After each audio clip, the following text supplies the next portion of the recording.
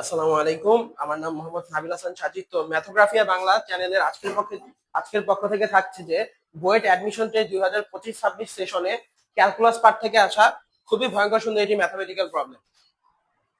তো admission test শেষ হওয়ার পর স্টুডেন্টের প্রতিক্রিয়া থেকে জানা গেছে অনেকে নাকি লাইট রুল অ্যাপ্লাই করছে, বাট এই ম্যাথটাতে লাইট রুল অ্যাপ্লাই করার কোনো মানেই হয় না।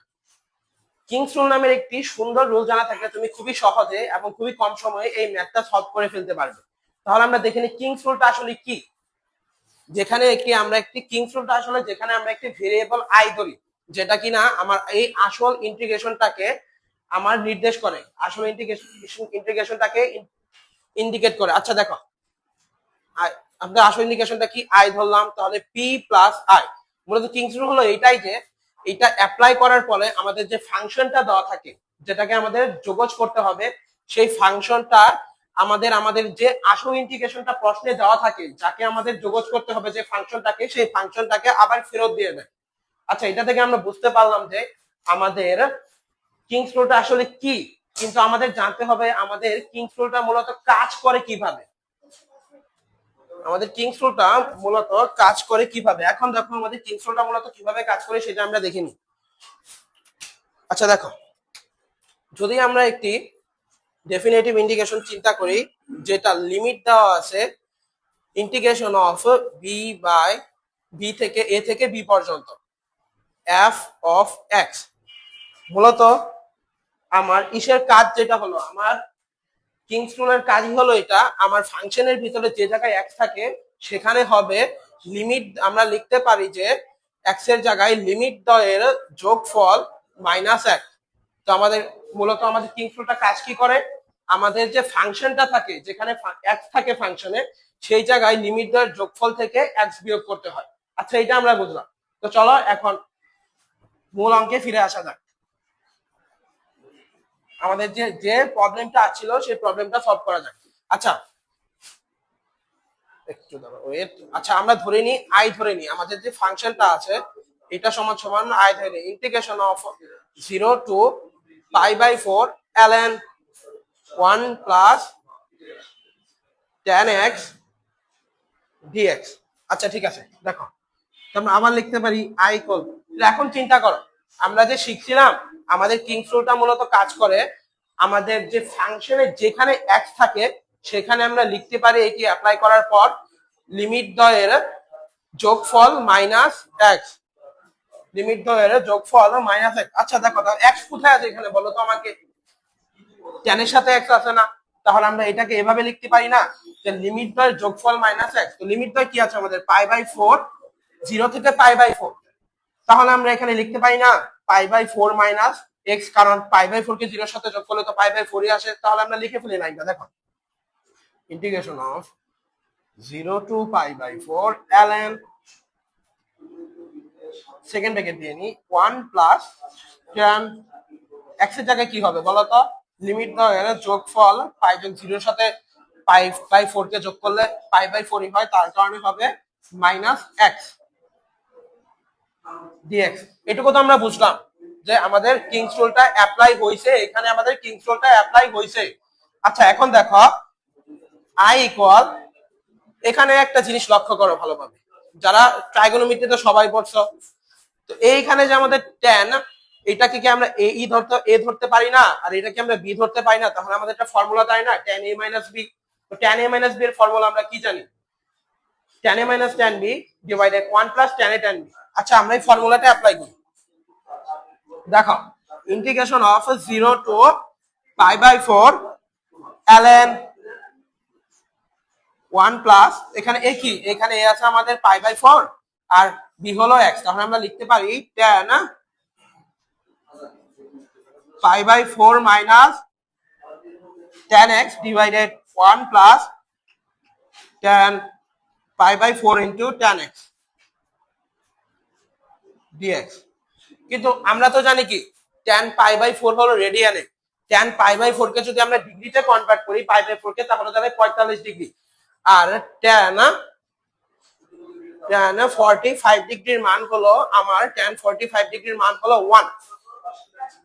তাহলে এখানে আমি একটা কাজ করতে পারি না বলো তো, i ইকুয়াল, তাহলে কি দাঁড়ায় আমাদের সমীকরণটা তাহলে দাঁড়াবে এইটুকু, দাঁড়াবে যে 1 মাইনাস tan x, যেহেতু পাই বাই 4 এর মান, tan পাই বাই 4 এর মান 1 minus 1 minus tan x divided 1 plus tan x। আচ্ছা দেখো, integration of 0 to pi by 4 ln 1 plus 1 minus tan x 1 plus tan x 1 plus tan x dx, 1 plus tan x dx।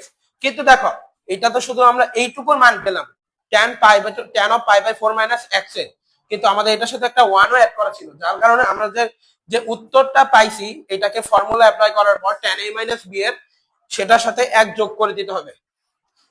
যোগ করার পরে তোমার ফাংশনটা এমন দাঁড়াবে 2 বাই 1 প্লাস tan x। আচ্ছা দেখো,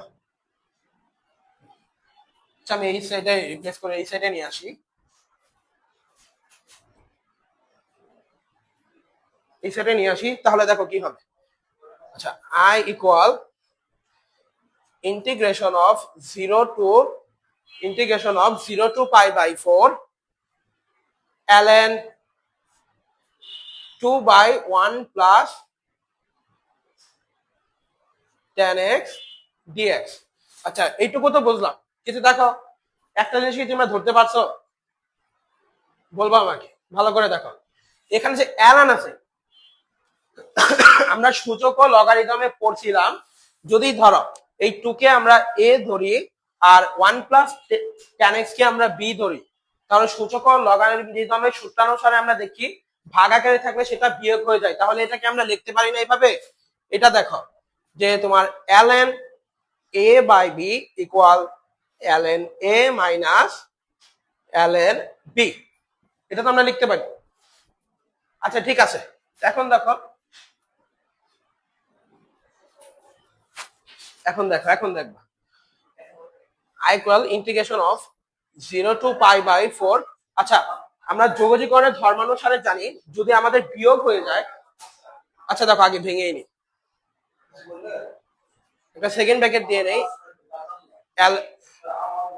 ln 2 minus ln 1 plus tan x ln 1 plus dx। আচ্ছা বোঝা, এখন যোগজীকরণের ধর্মানুসারে আমরা জানি কি দুইটা যদি এভাবে আলাদা আলাদা থাকে আমরা দুইটার সাথে আলাদা আলাদা ভাবে ইন্টিগ্রেশন সাইন নিতে পারি, তাহলে কি I equal integration of 0 to pi by 4 ln 2 dx minus integration of 0 to pi by 4 ln 1 plus tan x dx। আচ্ছা গেল, এখন দেখো 1 ডিভাইডেড, তো ln 2 আমরা জানি কি কনস্ট্যান্ট বাইরে চলে যাবে, ln 2 আমরা বাইরে নিয়ে যাই, ln 0 to pi by 4 dx minus, একটা জিনিস লক্ষ্য করে দেখো কিংস রুল অ্যাপ্লাই করার ফলে যে আমরা বলেছিলাম আমরা যে সমীকরণটা পাবো সেটা আমাকে আমার এই যে দেখো I equal p plus i, যেটা কিনা আমাকে আমার যে প্রশ্নে যে ইন্টিগ্রেশনটা ছিল যেটাকে আমাকে যোগ করতে হবে সেই ফাংশনটাকে আমাকে আবার ফেরত দেবে। তো integration of 0 to pi by 4 ln 1 plus tan x dx, এটা কি আমার আসল ফাংশনটা না? তাহলে এটা কি আমরা i ধরতে পারি না বলো তো? আচ্ছা যদি আমি i সমান সমান এইটা ধরি, যদি এটা আমার আসল ফাংশন হয় যেটাকে আমি আবার কিংস রুল অ্যাপ্লাই করার পরে আবার আমি ফেরত পেয়েছি, তাহলে সেটাকে আমি অবশ্যই i ধরতে পারি। তো এখন এইটুকুর কথা চিন্তা করো, মনে করো আমরা একটা ম্যাথমেটিক্যাল প্রবলেম সলভ করছি যেখানে আমার i এর মান বের করতে হবে, আপাতত এটা বাদ দাও। আচ্ছা যেহেতু i মাইনাস আছে i কে আমি প্লাস করে দেই, তাহলে আমার দাঁড়াবে 2i equal ln 0 to pi by 4 dx। আচ্ছা এখন দেখো 1 কে ইন্টিগ্রেশন কে তোমার অ্যানসার আসবে ln 2 পাই বাই 4, কিভাবে দেখো। আচ্ছা 2i ইকুয়াল ln 2 আমি ঠিক রাখলাম, এখন দেখো 1 কে যোগজীকরণ করলে কি আসে x না, আচ্ছা x আমরা লিমিট লিখলাম, আপার লিমিট হলো পাই বাই 4, লোয়ার লিমিট 0। আচ্ছা আমরা লিমিট গুলো বসাই দিই, দেখো ln 2 pi by 4 upper limit বসালাম মাইনাস হবে তোমার লোয়ার লিমিট 0, মাইনাস হলো তোমার 0। আচ্ছা দেখো 2i ইকুয়াল তোমার থাকে কি আমার পাই বাই 4 ln 2, কিন্তু আমার তো আয়ের মান লাগবে, তাহলে আমি টুটাকে এই সাইডে কি ভাগ করে দিতে পারি না? তাহলে আমার কি থাকবে i equal pi by 8 ln 2। একটা জিনিস লক্ষ্য করো, যে আইটাকে আমি ধরছিলাম আমার আসল ফাংশন, সেটাই কি আমার আসল ফাংশন না? আইটাই তো আমার আসল, তাহলে আমি এভাবে লিখতে পারি না। সুতরাং integration of 0 to pi by 4 ln 1 plus tan x equal pi by 8 ln 2। তো বুয়েট অ্যাডমিশন টেস্টে যে ম্যাথটা এসেছিল 2025-26 সেশনে, কিংস রুল অ্যাপ্লাই করার মাধ্যমে আমরা যে ফলাফলটি পেয়েছি মূলত ln পাই বাই 8 ln 2 হলো এই ম্যাথটার আসল অ্যান্সার। তাহলে আমরা লিখতে পারি এটার অ্যান্সার কি পাই বাই 8 ln 2। আশা করি তোমরা বুঝতে পারছো। ইনশাআল্লাহ এমনই ম্যাথমেটিক্যাল প্রবলেম সলভ এবং বিভিন্ন ম্যাথমেটিক্স এর বিভিন্ন ধরনের টিপস নিয়ে আবারও হাজির হবো নতুন করে একটি ভিডিওতে। আসসালামু আলাইকুম ওয়া রাহমাতুল্লাহি ওয়া বারাকাতুহু।